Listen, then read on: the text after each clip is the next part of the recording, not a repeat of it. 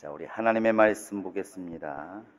하나님의 말씀은 야고보서 4장 11절 12절입니다. 야고보서 4장 11절 12절 같이 읽겠습니다. 시작. 형제들아 서로 비방하지 말라. 형제를 비방하는 자나 형제를 판단하는 자는 곧 율법을 비방하고 율법을 판단하는 것이라. 내가 만일 율법을 판단하면 율법의 준행자가 아니요 재판관이로다. 입법자와 재판관은 오직 한 분이시니 능히 구원하기도 하시며 멸하기도 하시느니라. 너는 누구이기에 이웃을 판단하느냐.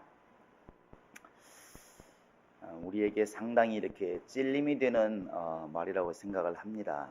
야고보서 자체가 말로만 믿고 마음으로만 믿는다고 그러면 참 문제가 없습니다. 로마서를 읽으면 이렇게 이론적인 믿음을 갖기가 쉬워서 별로 크게 이렇게 어려움이 없는데, 야고보서는 그 믿음이 있다는 사람들을 가서 다시 묻는 것이죠.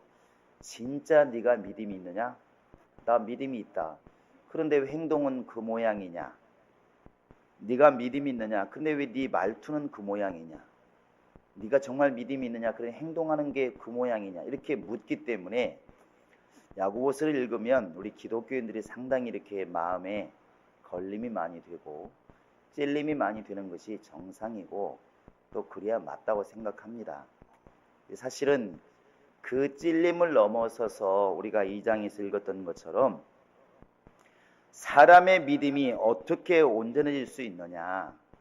믿음은 다 작은 믿음, 큰 믿음이 있는데 그 믿음이 행함으로써 온전하게 된다, 이렇게 말하고 있습니다. 그러니까 학생들이 공부를 하는 방법을 배우는 게 매우 중요합니다. 확실히 공부하는 법을 터득하면 공부를 잘하게 돼 있어요. 그런데 바꿔 얘기하면 공부하는 방법을 터득했다고 공부를 잘하느냐? 그건 아니라는 것이죠. 그건 길을 알게 된 것이지 공부는 결국 해야 되는 것입니다.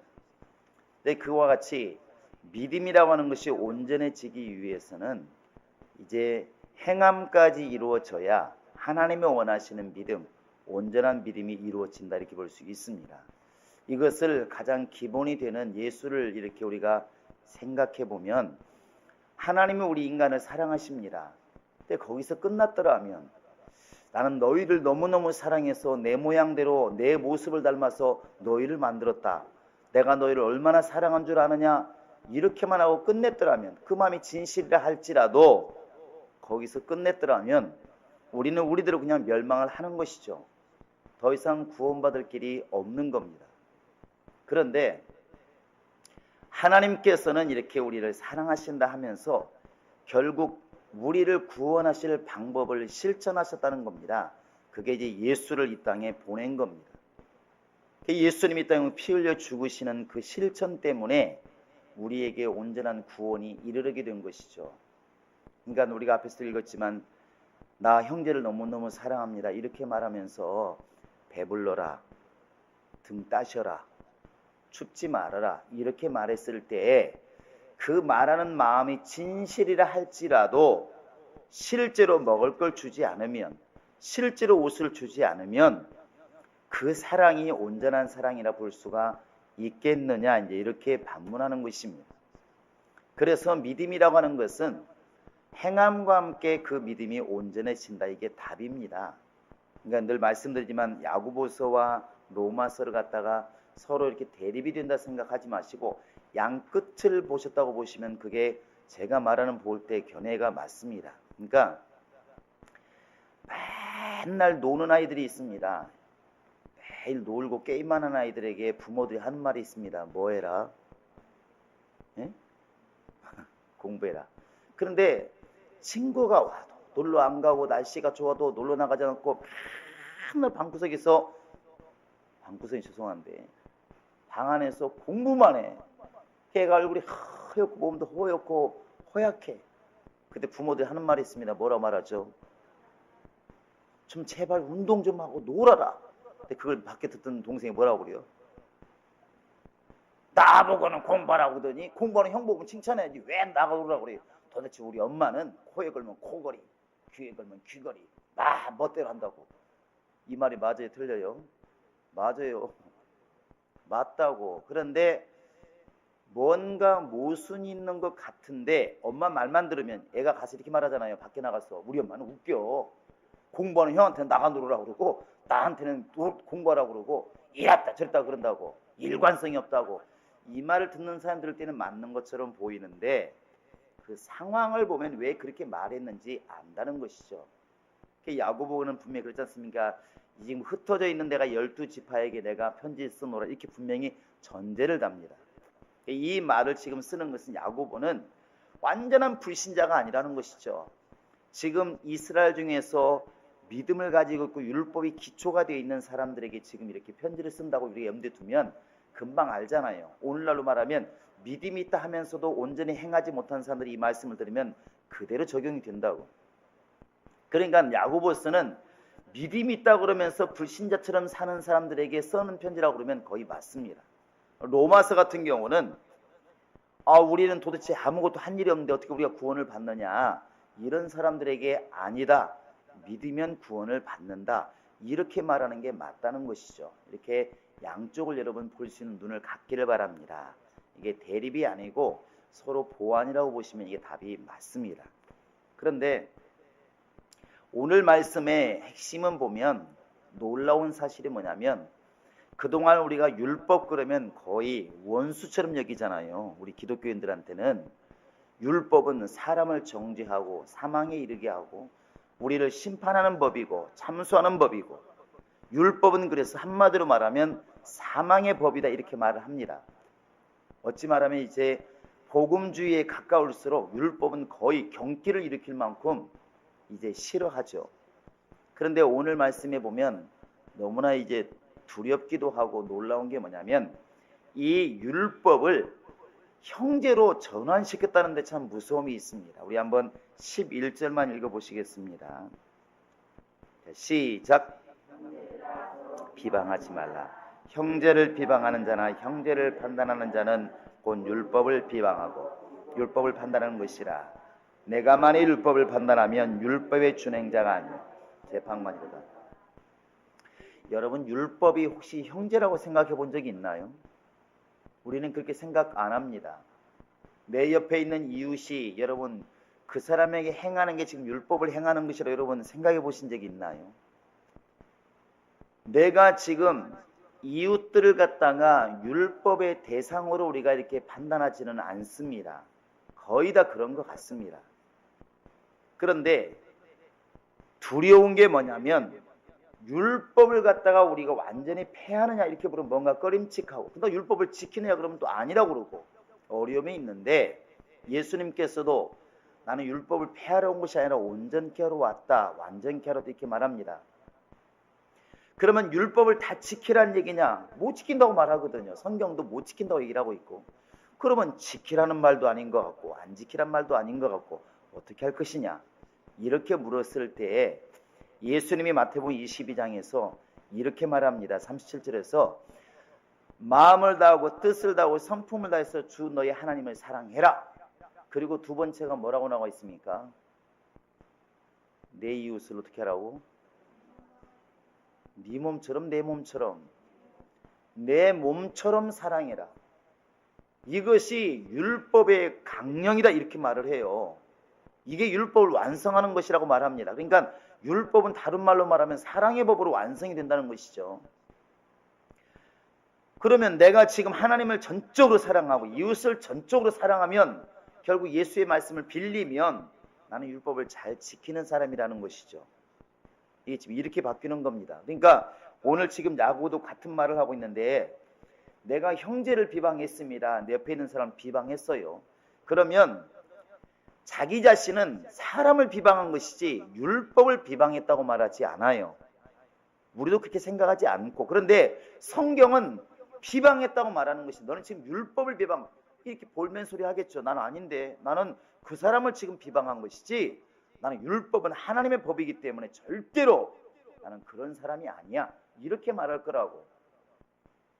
그러면 성경이 잘못됐다는 얘기죠. 이 사람 말을 빌리면 나는 사람을 비방한 것이지 정말 율법을 비방한 게 아니다. 성경 뭐라 말하냐면 네가 지금 사람 비방한 것은 율법을 비방한 것이다, 이렇게 말한다는 것이죠.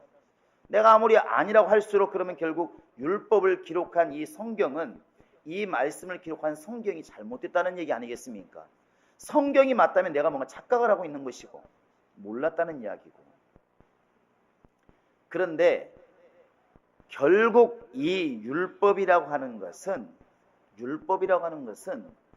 이웃들에게 행하는 그것이 율법을 대하는 태도와 똑같다고 보는 것입니다. 이스라엘 사람들이 어떻게 율법을 대하느냐? 율법 보입니까? 안 보입니다. 그런데 그 율법을 대하는 것이 결국 형제를 대하는 것과 같다고 지금 성경은 이야기를 하는 것입니다. 이게 참 우리 기독교인들이 새겨 듣고 조심해야 될 부분이기도 한데, 우리는 사람 따로 법 따로 이게 너무나 생활화되어 있다는 것입니다. 그러니까 사람끼리는 막 다투죠.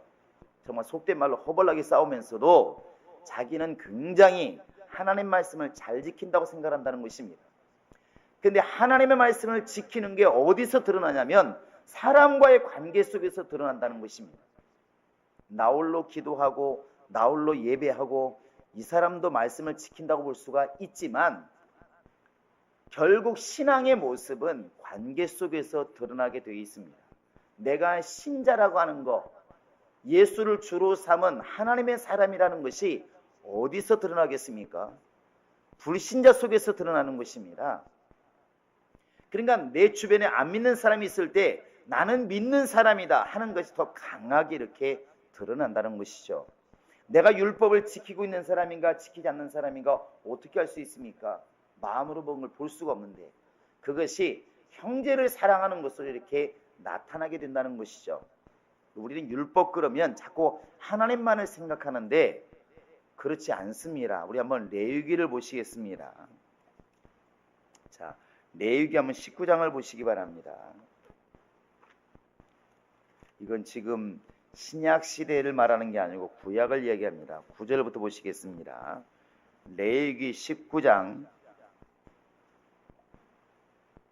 자, 한번 9절 10절 읽어볼까요? 시작. 너희가 너희의 땅에서 곡식을 거둘 때 너는 반 모퉁이까지 다 거두지 말고 내 떨어진 이삭도 줍지 말며 내 포도원의 열매를 다 따지 말며 내 포도원에 떨어진 열매도 줍지 말고 가난한 사람과 거류민을 위하여 내버려 두라. 나는 너희의 하나님 여호와니라. 자, 농사 짓는 사람들에게 곡식을 다 거두지 말아라 이렇게 말하는데, 이게 지금 그 사람을 위해서 그런 것입니까? 이웃과 거류민을 위해서 그런 것입니까? 답이 여기에 있다고. 하나님은 지금 이 사람이 농사를 짓고 사는데 내 땅에서 내가 농사 짓는 거기 때문에 내가 마음대로 먹어도 상관이 없습니다. 그런데 하나님이 네가 나를 믿는다면, 내가 너를 살리고 있다는 것을 네가 믿는다면 너도 이웃을 사랑하고 아끼는 마음을 좀 가졌으면 좋겠다. 그걸 통해 사실은 자기 자신을 깨달으라는 것이죠. 이게 율법 속에 있는 겁니다. 자, 한번 11절 보시겠습니다. 자, 시작. 너희는 도둑질하지 말며 속이지 말며 서로 거짓말하지 말며 너희는 내 이름으로 거짓 맹세함으로 내 하나님의 이름을 욕되게 하지 말라. 나는 여호와니라. 자, 도둑질하는 것, 속이는 것, 거짓말하는 것 누구한테 하는 것입니까? 사람에게 하는 겁니다. 더 엄격히 말하면 이웃들에게 하는 거 아니겠습니까? 그렇지 말라는 것이죠. 자, 그 다음에 한번 13절 보시겠습니다. 13절, 14절 시작. 너는 내 이웃을 억압하지 말며 착취하지 말며 품꾼의 싹을 아침까지 밤새도록 내게 두지 말며 너는 귀먹은 자를 저주하지 말며 맹인 앞에 장애물을 놓지 말고 내 하나님을 경외하라. 나는 여호와니. 자, 여러분 잘 보시면 이웃들에게 잘해라 못해라, 품삯 떼어먹어라 떼먹지 말아라, 바로 주어라, 그리고 눈먼 사람들 앞에 장애물 놔라 놓지 말라, 귀먹은 사람들에게 저주해라 말라. 그 사람 못 듣는데 뭔 상관이 있습니까? 못 듣는데. 그래도 그 사람 때문에 그러는 게 아니라 주님이 지금 너를 보고 있다는 겁니다. 네가 귀머거리에게 저 사람 못 들으니까 함부로 말할 때 그 사람은 못 듣는데 지금 누가 듣고 있습니까? 하나님이 듣고 있다는 게 두렵다는 것이죠. 그게 바로 율법을 아는 사람인가 모르는 사람인가 판단하는 기준이라는 것입니다. 참 이게 두려운 것이죠. 자, 우리 한번 15절도 보시겠습니다. 15절, 16절. 읽기 편하게 두 절씩 다 돼 있네. 시작. 너희는 재판할 때에 불의를 행하지 말고 가난한 자의 편을 들지 말고 세력 있는 자라고 두둔하지 말고 공의로 재판할지며 너는 내 백성 중에 돌아다니며 사람을 비방하지 말고 내 이웃의 피를 흘려 이익을 도모하지 말라. 나는 여호와야. 사람에게 피해를 줘라 마라. 힘 있는 사람 살린다고 힘없는 사람 죽여라 살리라. 그러지 말라는 것입니다. 결국 지금 주님이 계속 말씀한 게 뭐냐면 이웃들을 생각해라. 그게 네가 사는 길이다. 왜냐하면 이 주의 명령을 어기면, 율법을 어기면 죽게 돼 있으니까 결국 이 말씀을 지키지 않는다는 것은 율법을 안 지킨다는 것이죠. 자, 우리 한번 17절 18절 보시겠습니다. 시작. 너는 내 형제를 마음으로 미워하지 말고 내 이웃을 반드시 견책하라. 그러면 내가 그에게 죄를 담당하지 아니하리라. 원수를 갚지 말며 동포를 원망하지 말며 내 이웃 사랑하기를 내 자신과 같이 사랑하라. 나는 여호와니라. 율법을 그러니까 한마디로 말하면 네 이웃을 어떻게 사랑해라? 우리 신쌤이 크게 말했는데 나처럼 사랑해. 나를 사랑하듯이 나를 아끼듯이 나에게 하듯이 그렇게 해라. 여러분 이게 실천이 된다면 우리에게서는 엄청나게 예수의 모습이 보일 겁니다. 이렇게 우리가 글을 읽고 있지만 이게 안 되니까 문제가 있는 것이거든요. 이스라엘 사람들이 이제 그 사람은 금요일 저녁부터 토요일까지가 안식일입니다. 그런데 그들이 이 말씀을 지키고 지금도 있거든요. 이게 과일 가게 하는 시장에서 과일 가게를 이렇게 하는 사람들이 이제 금요일 날 거의 6시가 다 돼가면 과일을 막 상자에 담습니다. 왜? 내일은 쉬는 날이니까, 안식일이니까. 그때 조금이라도 긁히고 흠난 게 있으면 그대로 그냥 놔둡니다. 좌판에 그냥 놔두는 거예요. 그리고 빵을 굽는 곳에서는 빵을 많이 만들어서 밖에 놔두는 거예요. 왜 그런 것 같아요? 지금 너무나 가난해서 먹을 것 없는 우리 이웃들이 그때 시장을 돌아다니면서 그걸 가져갑니다. 물론 그 사람은 또 안식일에 먹을 만큼 가져가는 것이죠. 이 사람들은 이제 지금 농사를 짓지는 않지만 그런 걸 통해서 이걸 지켜나가는 겁니다. 그러면서 그들에게 인터뷰를 하면 다 그 말 합니다. 하나님께서 반 모퉁이에 곡식은 다 거두지 말라고 말씀하셨다. 그래서 네 이웃 사람들이 굶어 죽지 아니하도록, 네 이웃 사람들이 어려움을 겪지 않도록, 지나가는 그 말 사람들이 어려움을 겪지 않도록 네가 선을 베풀었으면 좋겠다. 내가 너를 살리고 있으니까. 이 사람들은 그 정신이 딱 이렇게 있다는 것이죠. 딱 있다는 것입니다. 결국 이런 행동 하나하나가 지금 중요한 게 아니라 그 마음 중심에 뭐가 있냐면 이웃을 네 몸처럼 사랑해라. 이것이 모든 율법의 강령이다. 모든 율법이 한마디로 말하면 바로 이것이다. 지금 이렇게 우리에게 답을 하고 있다는 사실입니다. 이 말과 마태복음 지금 아까 말씀드렸던 22장 37절부터 네 이웃을 네 몸처럼 사랑하라는 말과 오늘 왔을 때에 네 이웃을 네가 만약에 이렇게 비방하고 그러면 그게 바로 율법을 책망하는 것이고 율법을 비방하는 것이다. 네가 감히 뭔데 그렇게 하느냐 이렇게 지금 묻고 있는 것입니다. 이걸 보면 내 지금 이웃, 내 형제, 내 옆에 있는 사람이 사실은 하나님이라 봐도 과언이 아니라는 것이죠. 이게 참 두려운 눈입니다. 우리는 하나님이 자꾸만 위에 계시다고 생각하기 때문에 이쪽을 생각 안 하는데 하나님은 네가 네 이웃에게 하는 것을 보고 나에게 하는 것이라고 그렇게 믿는다는 것이죠. 그래서 마태복음 25장에 가면 그런 말씀이 나와 있지 않습니까? 내가 굶주렸을 때에 뭘 주었고 네가 먹을 걸 주었고 목마를 때에 마실 물을 주었고 내가 헐벗고 굶주릴 때 네가 입을 걸 주었다. 아파서 병원에 있을 때 네가 돌아보았다. 근데 이 사람은 모르는 것이죠. 내가 언제 하나님 만난 적이 없으니까 이렇게 말합니다. 하나님 나는 그런 적이 없는데요 했을 때 예수님이 뭐라 말씀하시냐면 네가 가장 작은 자에게 한 것이 곧 나에게 한 것이니라. 이 말을 그냥 쉽게 오늘 말씀으로 풀어보면 네 옆에 있는 사람이 그게 예수님이다 이렇게 지금 말하고 있는 겁니다. 그게 예수님이다. 이 참 두려운 얘기죠. 본질적으로 이야기하면 그 사람이 예수님 아닙니다. 그런데 하나님이 그렇게 명령을 했다는 것이죠. 네 이웃을 돌아보고 너처럼 사랑해라. 그러니까 이 말씀을 지키는가 안 지키는가는 어디에서 드러나냐면 내 이웃을 내가 사랑하느냐 안 하느냐에 따라서 이 말씀을 지키느냐 안 지키느냐가 드러나는 것입니다. 그래서 우리가 이제 이 말씀을 지킬 때 오늘 말씀처럼 우리는 이런 핑계를 대서는 안 된다는 것이죠. 나는 그 사람을 지금 비방한 것이지 난 예수님 비방한 게 아닙니다. 그런 논리라면 내가 사람을 도와줬지 언제 예수님 도와준 적이 있습니까? 그 예수님이 상 줄 이유가 뭐 있습니까? 아픈 사람을 돌아보았지 내가 예수님 돌아본 것도 아니고, 가난한 사람 돌아보았지 내가 예수님 돌아본 것도 아니고, 배고픈 사람 내가 먹을 걸 준 것이지 예수님 준 것이 아닙니다. 그 논리라면 그렇다는 것이죠. 그런데 반대로 보면 내가 옆에 사람들 잘못해서 지적하고 책망하고 꾸짖고 내가 그들을 갖다 비방했을 때에, 내가 수근수근하게 욕했을 때에 나는 지금 예수님 안 한 것으로 당당히 말할 수 있습니다. 예수님이 아까같이 그렇게 반문할 수 있다는 것이죠. 그러면 내가 적은 자에게 한 것이 나에게 한 것이라고는 이 말은 뭐냐? 내가 너에게 그렇게 이웃을 비방하라고 했더냐? 내가 가르친 말은 아니다. 내 명령에 순종하지 않았다는 얘기는 내 사람이 아니란 얘기다. 이렇게 반문했을 때 어떻게 대답할 수 있겠느냐는 것입니다. 성경에 보면 주지 않은 싹이 소리 지른다 이런 말이 나와 있습니다. 내가 일을 시켜놓고 싹을 안 주면 그 사람들이 얼마나 원망할까, 나를 얼마나 원망할까 했을 때 결국 하나님 앞에서 그 삭시 이렇게 소리 지른다는 것이죠.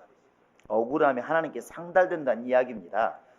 아벨이 들판에서 형에게 죽임당했을 때 누구도 본 적이 없습니다. 그러나 아벨의 핏소리가 지금도 내게 부러지느냐. 하나님은 기가 막히게 이런 것들을 다 보고 계신다는데 우리에게 두려움이 있습니다. 그래서 성경은 이렇게 우리에게 말을 해줍니다. 할 수만 있으면 모든 사람에게 선을 베풀도록 해라. 세상의 모든 가난한 사람을 네가 도울 수는 없지만 그러나 네 손이 닿는 데까지는 도와라. 손이 안 닿는 건 어쩔 수 없지만 충분한 여유가 있음에도 불구하고 그렇지 않다면 그것은 죄가 될 수가 있다고 지금 말하는 것입니다. 여러분 지금 우리 주변에 있는 사람들이 지금 율법이라고 생각해 보시고 예수님이라고 한번 생각해 보시기 바랍니다. 두렵지 않나요? 여러분 목사가 굶을 때 여러분 맛있는 거 좀 많이 사주시기 바랍니다. 아멘이 안 나오잖아요. 목사한테 안 해도 괜찮지만 여러분 주변에 혹시 어려운 분들이 있으면 정말 이유 불문하고 그냥 도와주시기 바랍니다. 그것도 예수의 이름으로 도우시기를 바랍니다. 물론 제일 잘하는 것은 그 사람들이 자립해서 물고기를 잡을 만큼 되면 제일 좋겠죠. 그러나 급할 때는 우선 먹을 거라 주는 것이, 마실 물 주는 게 좋지 않겠습니까? 그게 이제 누가복음에 가보면 선한 사마리아인의 비유가 나옵니다. 우리는 선한 사마리아 사람이라 말하지만 사실은 예수님이 이 질문했기 때문에 그런 거 아니겠습니까? 누가 좋은 이웃이냐? 누가 좋은 이웃이냐? 이 말을 달리 말하면 누가 성경적인 사람이냐 이 말입니다. 제사장 아니라는 것이죠. 레위인 아니라는 겁니다. 바리새인 아니라는 것입니다. 오히려 사마리아 사람인 그 사람들 보기에는 신분으로 별거 없고 조상 혈통으로 별거 없을지 몰라도 그 사람이 오히려 하나님 말씀을 잘 준행하고 있다. 그 강도 만난 사람을 도울 줄 알고 부비가 더 들면 도와준다고 말하고 있고, 그 사람 편에서 그 사람을 도와준 게 아니냐, 그 사람이 진짜 좋은 이웃이다. 그 좋은이라고 하는 것을 여러분 믿음으로 바꿔보시기 바랍니다. 그 사람이 정말 믿음의 사람이다 이 말 아니겠습니까? 야고보는 지금 이 말을 하고 있는 것입니다. 많은 사람들, 특히 세상의 사람들은 자기가 가진 것을 자랑합니다. 이게 세상이에요. 요즘은 그런 말만 하잖아요. 스스로가 내 것을 자랑하지 않으면 피할 시대로 말합니다. 자기를 알리지 않으면 누가 알아주랴. 그래서 자신의 물질, 자신의 모든 재산, 자신의 명예, 자신의 지식, 자신의 학위 이런 것들을 자랑합니다. 그러나 주님 말씀하시는 것은 그러한 것들을 왜 주었느냐 하는 것이죠. 주님께서 왜 주었느냐? 그걸 가지고 다른 사람들, 학위가 없는 사람들, 돈 없는 사람들, 권위가 없는 사람들 무시하고 압제하라는 것이 아니고 그들을 도와주라고 너에게 내가 주었는데 너는 그들을 갖다 왜 돕지 않느냐 이렇게 묻고 있는 것입니다. 그래서 우리가 내가 남들보다 뛰어난 것은, 남들보다 뛰어난 달란트가 있는 것은 그들을 갖다가 연약한 자들을 도우라고 우리에게 허락하신 것이라고 보는 것이 맞다는 것입니다. 남들보다 많이 배우고 남들보다 많이 지식 있는 사람들은 어려운 사람을 도와주고, 육신적으로 힘이 있는 사람들은 몸으로 열심히 봉사하는 것을 봉사하고, 물질이 많으면 물질을 통해서 없는 사람을 도와주고, 이렇게 우리가 가진 것이 없는 사람에게 흘러가게 하는 것, 그게 바로 이제 야고보가 이야기하고 있는 것이고 예수님이 이야기하고 있는 것이고 율법이 지금 우리에게 가르치고 있는 바로 주의 법이라는 사실입니다. 할렐루야. 바로 내 이웃이 율법이다. 여러분 이렇게 보시면 무섭게 느끼지 않나요? 우리 옆 사람 보시면서 당신이 율법입니까? 물어보시 바랍니다. 그러니까 내가 흔히 하는 말로 왜 사람이 흉을 못 보나요? 저 사람이 성질물 더럽다고 왜 저런지 모르겠다고, 귀신은 뭐 하는지 몰라 안 잡아가고, 이렇게 쉽게 이야기하는데 그 사람을 만든 게 누구냐? 그 사람을 오늘 있게 한 게 누구냐? 그게 하나님이라고 지금 말하는 것입니다. 네가 사람 만들었느냐? 네가 입법자냐? 네가 준행자냐? 이렇게 지금 야고보가 묻는 것은 그 사람을 만든 게 하나님인데 그 사람을 네가 비방한다는 얘기는 그 사람 만든 사람을 비방한 게 아니냐, 이렇게 나오는 것입니다. 근데 우리가 물건에 대해서는 많이 그렇게 말을 해요. 자, 여러분 청소기를 하나 샀습니다. 쓰다 보니까 너무 불편한 거야. 이건 뭐 먼지도 제대로 끌어오지 못하고 가끔가다 고장 나고 그러면 뭐라 말합니까? 청소기를 욕합니까? 청소기 만든 사람 욕합니까? 한번 해보세요. 뭐라고 하는지. 예? 처음엔 청소기를 욕합니다. 이 무슨 청소기를, 그 다음에 만든 사람 욕 말하죠. 무슨 이따구로 만들어가지고 이렇게 말하잖아요. 결국 청소기를 갖다가 비방하는 것은 만든 사람을 욕보이는 것입니다. 똑같은 원리라는 것이죠. 그래서 우리가 사람에 대해서는 항상 조심해야 될 게 뭐냐면, 내가 볼 때 부족하고 연약하지만 누가 만드셨다? 누구 모양대로? 그래서 여러분 사람 볼 때는 이렇게 보시면 좋을 것 같아요. 그래도 뭔가 쓸만한 게 있으니까 보냈겠지. 시작. 우리가 그걸 못 찾고 이면을 보니까 자꾸만 답답한 겁니다. 이면을 보니까. 이게 이렇게 보니까 언젠가 보니까 그래요. 이렇게 성악하시는 분들은 몸매가 이렇게 그들 나름대로 훌륭할지 몰라도 일반적이진 않아요. 악기가 좋아야 되니까 보통 이제 든든하잖아요, 이렇게요. 이 양반들이 이제 모르죠. 한번 결혼식장에 갔는데 그냥 같이 옆에 이렇게 앉게 됐습니다. 특송한지를 몰랐어요. 그냥 등치가 크고, 왜 이 양반들 또 이렇게 머리나 수염은 잘 관리를 안 하는지 그게 관련이 없지만 이렇게 항상 좀 곱실곱실하고 이렇게 그러잖아요. 또 수염도 있고 참 그냥 그렇다 그러고 있었는데, 나중에 특송하는 순서가 돼서 특송에 두 팀이 있으니까 난 앞에서 몇 명이 하는 그 사람만 특송인 줄 알았더니 이제 나중에 이 팀이 단체가 하고 한 명이 나와서 하잖아요. 근데 이 사람 벌써 일어나가더라고. 노래하는 사람이었었구나. 어쩐지 몸이 좋더라. 그런데 노래를 너무 잘하는 거예요. 야, 노래를 너무 잘하는 거예요. 그러니까 다들 우와 이렇게 되잖아요. 노래를 너무 잘하니까 결혼식장에서 앵콜이라는 소리가 나올 정도로 이 사람이 달라 보이는 거야. 아까는 말이 없을 때는 뭘로 보였다고? 왜 이렇게 몸매 관리를 안 할까? 좀 수염이나 깎고 오든지 이렇게 보였는데 노래를 시작하니까 야 대단하다. 저놈은 교회를 다니나 안 다니나 이렇게 이제 갑자기 이제 막 그 부분에서 부러워 보이는 거 있잖아요. 너무 목청이 좋고 노래를 기가 막히게 여유 있게 부르니까 야 저도 쓸모가 또 있구나. 딱 그 모습이 딱 드러나니까 사람들이 갑자기 막 달라 보이고, 사람들이 존경이, 눈초리가 왜 만화로 얘기하면은 띵 하는 거 있잖아요. 이렇게요. 그전까지 신랑 신부가 주인공이었었는데 너무 잘하니까 이쪽이 갑자기 주인공처럼 느껴지는 거예요. 너무 잘하니까. 하나님은 참 다 주지는 않는 모양이구나 생각을 하는데 그 사람에게 그 달란트가 있었던 것이죠. 그게 우리가 그런 눈을 하나님의 눈을 가지면 사실은 옆에 사람 비방할 때에 한 번쯤은 이런 생각을 해봐야 될 것 같습니다. 저 사람도 뭔가 장점이 있을 텐데 뭔가 잘하는 게 있을 텐데 우리가 그런 것들을 제대로 활용하지 못해서 축구 잘하는 놈을 농구 시켜놨으니 키는 작지 제대로 못한다고 비난하고 이러지 않겠습니까? 다시 한번 해보시기 바랍니다. 뭔가 잘하는 게 있으니까 보냈겠지. 시작. 이 시간만 그러지 마시고 혹시 여러분 앞에 누가 비방할 때 그렇게 한번 해보시기 바랍니다. 팔방미인은 뭐 한다고? 굶어 죽는데요. 세상 사람도 그러더라고. 차라리 한 가지만 잘하면. 근데 사실은 하나님이 그렇게 우리에게 보냈다니까 그러네요. 이런 예화가 있더라고. 그 다음에 나도 혼자 많이 웃었는데 꽃 중에 아름다운 꽃 그러면 보통 뭐라 말합니까? 여러분은 뭔 꽃을 좋아하시나요? 그냥 생각 없이 살아요. 알아서 펴주니까. 향기로는 보통 라일락, 저 같은 경우는 뭐 카라 이런 꽃들이 참 좋더라고. 고상한 꽃이 좋은데 그런데 보통 세계적으로 말할 때 꽃 그러면 꽃 중에 왕이 뭡니까? 장미예요. 그래서 뭐 올해의 여왕 이렇게 하잖아요. 장미가. 꽃 중에 제일 못난 꽃은 야 이러면 심각합니다. 장미는 말 않고 호박꽃 대뜸 호박꽃. 사람은 변주스만 얘기를 해요. 조금 이제 얼굴이 좀 그러면 호박꽃도 꽃이냐? 이걸 누가 말하면 상처받냐면 장미꽃이 말하면 상처받습니다.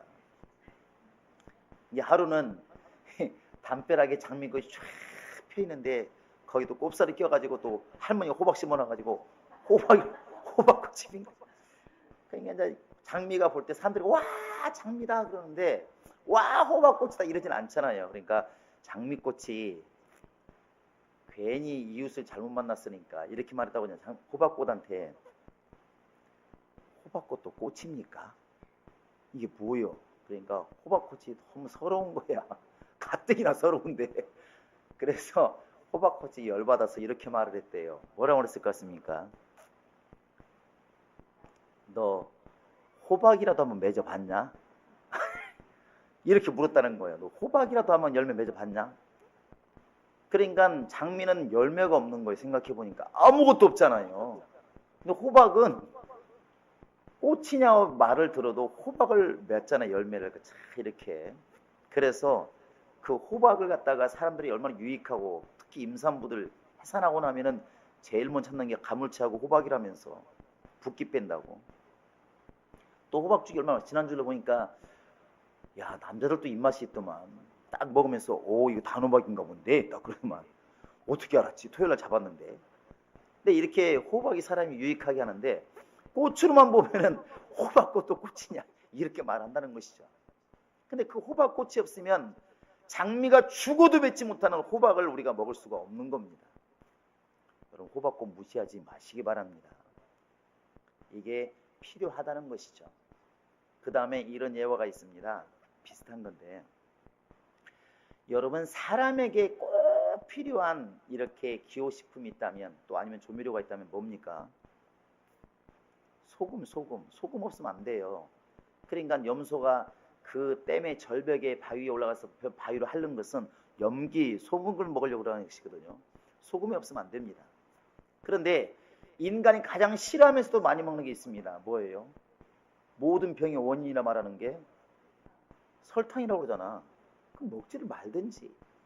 설탕 안 넣으면 또 맛이 없다고 그러거든요. 정말로 우리가 이렇게 보면은 뭐 짜장이라든지 모든 음식에 설탕이 안 들어가면 맛있어요, 없어요? 맛 없어요. 핫도그 다음에 여러분 설탕 안 묻히고 먹어보세요. 무슨 맛이 있나? 모든 게 그렇거든요. 그런데 소금이 하루는 그랬대야. 이 설탕한테 나란히 둘이 그릇이 있으니까 둘이 심심하니까 야 너는 도대체 한 사람에게 당뇨병이나 주고 비만이나 주고 혈압만 높게 고혈압만 만들고 너는 죽어 싸다. 뭐하러 태어났냐? 이렇게 말하니까 설탕이 너무 열받는 거예요. 뭐라고 했다고 합니까?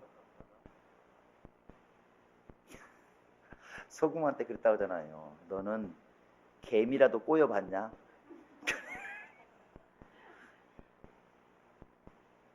소금에는 개미가 안 꼬여요. 그러니까 너는 개미라도 끌어보았냐, 모이게 해보았냐 이런 것이죠. 너 개미라도 꼬여봤냐? 이렇게 말하고 소금이 길을 팍 꺾였다고 하잖아요. 가만히 우리가 이런 예화를 통해서 볼 수 있는 게 뭡니까? 다 쓸모가 있다는 것이죠. 다 쓸모가. 소금은 나름대로 우리의 전해질을 통해서 우리 세포의 균형을 맞추는 게 매우 중요하고, 설탕은 당분이기 때문에 나쁜 쪽으로는 자꾸 병을 가져온다 말하지만 좋은 쪽으로는 피로회복을 시키고, 뇌가 막 머리 쓸 때 가장 많이 쓰는 게 바로 이런 당분이라고 그러지 않습니까? 그런 게 없으면 안 된다고 그랬죠. 그래서 천재가 뭘 좋아한다고? 천재는 단 것을 좋아한다고 하잖아요. 천재들은 거의 단 걸 좋아한대요. 그만큼 많이 필요하다는 얘기거든요. 그렇다고 설탕 퍼먹으면 안 됩니다. 자연스럽게 땡겨야지. 근데 이와 같이 반드시 필요하다는 것이죠. 어르신들 만약에 왜 할머니 설탕이죠. 사탕을 좋아하시나요? 할머니는 꼭 사탕이 들어있더만. 근데 지금 이해가 조금씩 갑니다. 저도 젊었을 때는 사탕 저거 왜 먹을까? 맛도 없는데 이빨 썩는 거 총 생기는데, 그런데 나이 먹으니 충치는 썩어도 충치 하나 먹는 게 문제가 아니라 당 떨어지면 손발 덜덜덜 떨리고 아무것도 힘들어지고 몸이 추운데 어떻게 해? 먹어야지 빨리. 당분이 없으면 사람 큰일 나거든요. 이 서로 간에 설탕 소금한테 너는 이놈아, 또 소금이 설탕한테 너는 이놈아, 나쁜 쪽만 이야기하기로 말하면 서로 없어져야 될 대상이라는 것입니다. 그런데 우리 몸에서 필요한 걸 생각하니까 둘 다 필요하다는 것이죠. 우리가 이런 눈으로 보면 야고보가 지금 얘기하고 있는 거, 형제를 비방하지 말라 하는 말이 금방 보일 겁니다. 자꾸 너는 쓸데없는 사람, 너는 이래서 쓸데없고 저는 너는 쓸데없고 이렇게 잘라나가다 보면 나도 잘려야 된다는 것이죠.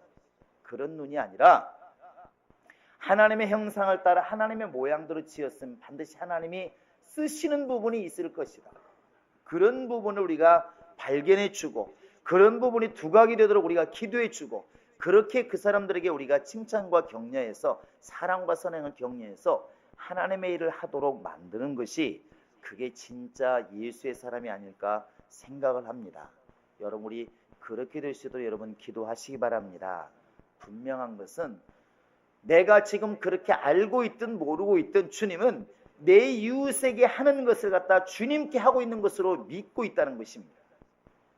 내 이웃이 그만큼 중요한 것이죠. 내가 그를 비방하면 예수를 비방하는 것이고, 내가 예수의 이름을 그 사람을 정말 잘 사랑해주고 아껴주면 예수님을 사랑하고 아끼는 것이 된 것이고, 이게 너무나 단순한 논리 같은데 이게 실천하기가 쉽지 않습니다. 그래서 여러분과 지금 내가 기도하셔야 됩니다. 하나님, 우리 예수님, 저 인자이신 예수님 하늘 보좌에 올라가 계시는데 그 예수님만 자꾸 생각하고 언제 만날까 이런 신앙이 좋아 보이는데 허공치는 그런 신앙이 아니고, 예수의 말씀처럼 네 가장 작은 자에게 한 것은 곧 나에게 한 것이다. 멀리 예수님이 계시는 것이 아니라 지금 형태가 다르고 사람으로서 우리 주변에 많이 계시다. 이런 눈으로 우리가 가진다면 우리 신앙생활이 아마 많이 바뀔 것이라 생각을 합니다. 이제 지금 야고보는 지금 이 말을 하고 있는 것입니다. 율법 지키는 것 따로, 사람 대하는 것 따로, 예수님이 섬기는 것 따로, 사람 대하는 것 따로가 아니고 그게 바로 하나다.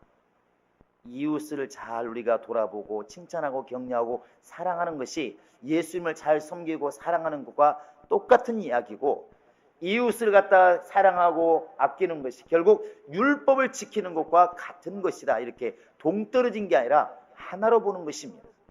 여러분, 이것이 우리 안에 있어서 우리가 그렇게 이웃들을 돌아보고 사랑하고 아끼는 그런 믿음을 갖기를 원하되, 예수님을 사랑하는 것처럼 그렇게 이웃을 볼 줄 아는, 예수님 보듯이 볼 줄 아는 그런 지혜가 우리 안에 있기를 주의 이름으로 축원합니다. 성령이 감동하시면 이것들이 자연스럽게 나오리라 믿습니다. 이 시간 우리 다 같이 기도하시겠습니다. 이 시간에 기도할 때 우리는 아직까지도 예수님 따로 이웃 따로 이렇게 말하고 있는데, 예수님께서는 네 이웃이 곧 나다 이렇게 지금 무섭게 이야기하고 있는 것입니다. 이 시간 기도할 때 하나님, 나에게 그러한 믿음을 주시고 예수의 믿음을 따라서 내 이웃을 내 몸처럼 사랑하고 아끼는 믿음이 내 안에 있게 하소서. 다 같이 우리 기도하시겠습니다. 지금은 우리 주 예수 그리스도의 은혜와 하나님 아버지의 극진하신 사랑과 성령의 교통하심과 감동하심과 성령의 인도하심, 이제 오직 내 이웃을 사랑하며 아끼며 예수님 대하듯이 대하는 마음으로 살려고 하는 모든 신령들 머리 위 지금으로부터 영원토록 함께 있을지어다. 아멘.